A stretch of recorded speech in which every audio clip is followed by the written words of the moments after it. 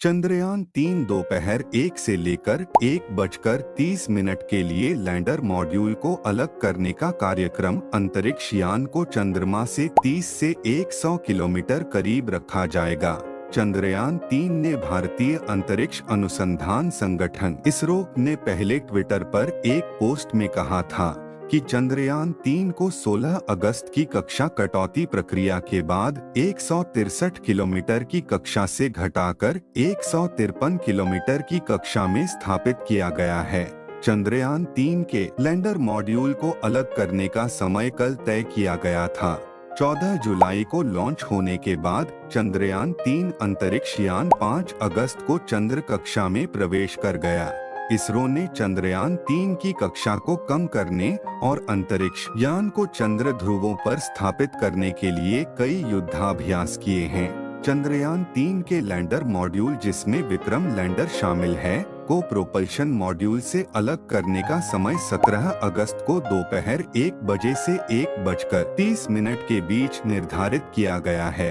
इसके अलग होने के बाद लैंडर को धीमी करने की प्रक्रिया से गुजरने की उम्मीद है, जिसे डीबूस्ट कहा जाता है।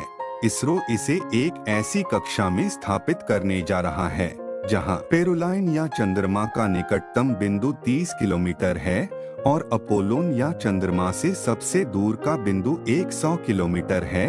भारतीय अंतरिक्ष अनुसंधान संगठन इसरो ने पहले ट्विटर पर एक पोस्ट में कहा था कि चंद्रयान 3 को 16 अगस्त की कक्षा कटौती प्रक्रिया के बाद 163 किलोमीटर से घटाकर 153 किलोमीटर की कक्षा में स्थापित किया जा चुका है। आज की सफल फायरिंग, जो कि छोटी अवधि के लिए आवश्यक थी, ने चंद्रयान 3 को 153 किलोमीटर गुणा 163 किलोमीटर की कक्षा में स्थापित कर दिया है, जैसा कि इरादा था। इसके साथ चंद्र सीमा पर युद्धाभ्यास पूरा हो गया है।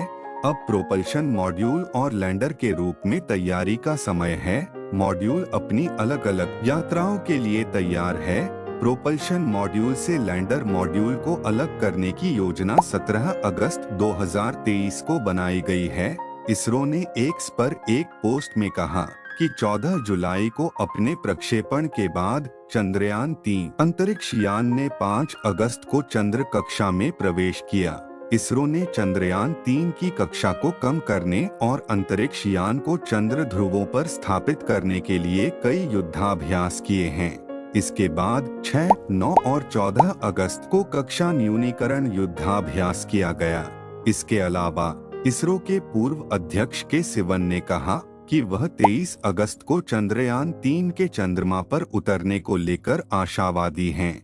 सिवन, जो चंद्रयान 2 मिशन के दौरान इसरो के प्रमुख थे, कहा कि 23 अगस्त को लैंडर का उतरना एक महान क्षण है।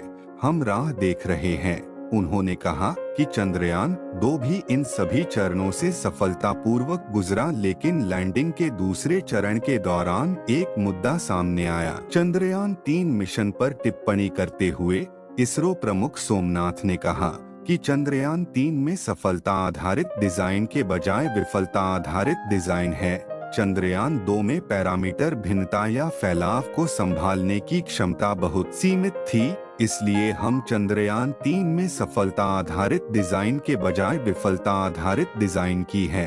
क्या क्या विफल हो सकता है और इसे कैसे बचाया जाए, यही वह दृष्टिकोण है जो हमने अपनाया है। सोमनाथ ने PTI press trust of India, Bharat की एक प्रमुख समाचार संस्था है, यह भारत का सबसे बड़ा अभिकरण है, को बताया। उन्होंने कहा कि चंद्रयान 2 अंतरिक्ष यान की लैंडिंग प्रक्रिया चुनौतियों से घिरी हुई थी, क्योंकि मंदता नामक प्रक्रिया में वेग को कम करने के लिए इस्तेमाल किए गए 5 इंजनों ने अपेक्षा से अधिक जोर पैदा किया था। इससे त्रुटि संचय हुआ, जिससे अंतरिक्ष यान को पाठ्यक्रम सुधार के लिए स्वयं तेजी से मोड़ लेना पड़ा, लेकिन सॉफ्टवेयर द्वारा इसकी अनुमति नहीं दी गई।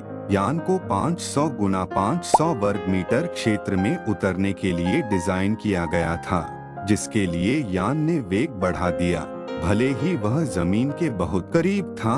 उन्होंने कहा कि चंद्रयान-3 अंतरिक्ष यान को किसी विशेष स्थान के बजाय कहीं भी सुरक्षित रूप से उतरने के लिए डिजाइन किया गया है।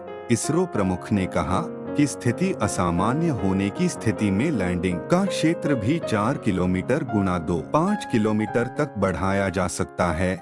सोमनाथ ने इंडिया टुडे को यह भी बताया कि इसरो ने अंतरिक्ष यान की टैंक क्षमता बढ़ा दी है और एक परिष्कृत गियर का उपयोग किया जा रहा है। उन्होंने कहा कि इस बार प्रणोदकों की मात्रा बढ़ा दी गई है। प्रणोदक वह रासायनिक मिश्रण है जो रॉकेट को पृथ्वी से अंतरिक्ष की ओर धकेलता है।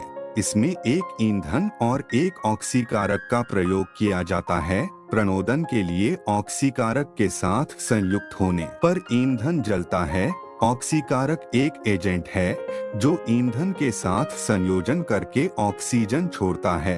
भारतीय अंतरिक्ष अनुसंधान संगठन इसरो के अध्यक्ष सोमनाथ ने कहा, भले ही सभी चीजें गड़बड़ा जाएं और सभी नियंत्रण गड़बड़ा जाएं, लेकिन विक्रम तय कार्यक्रम के अनुसार चंद्रमा पर उतरेगा। चंद्रयान-3 लैंडर 23 अगस्त को चंद्रमा की सतह पर सॉफ्ट लैंडिंग करेगा। सोमनाथ ने 9 अगस्त को एनजीओ दिशा भारत द्वारा आयोजित एक कार्यक्रम में पुष्टि की, अगर सब कुछ विफल हो जाता है, अगर सभी सेंसर विफल हो जाते हैं, कुछ भी काम नहीं करता है, फिर भी यह विक्रम लैंडिंग करेगा। पूरा डिजाइन यह सुनिश्चित करने के लिए बनाया गया है कि यह कई विफलताओं को संभालने में सक्षम होना चाहिए, बशर्ते एल्गोरिदम ठीक से काम करें। हमने यह भी सुनिश्चित किया है कि अगर इस बार विक्रम के 2 इंजन काम नहीं करेंगे, तब भी यह उतर सकेगा।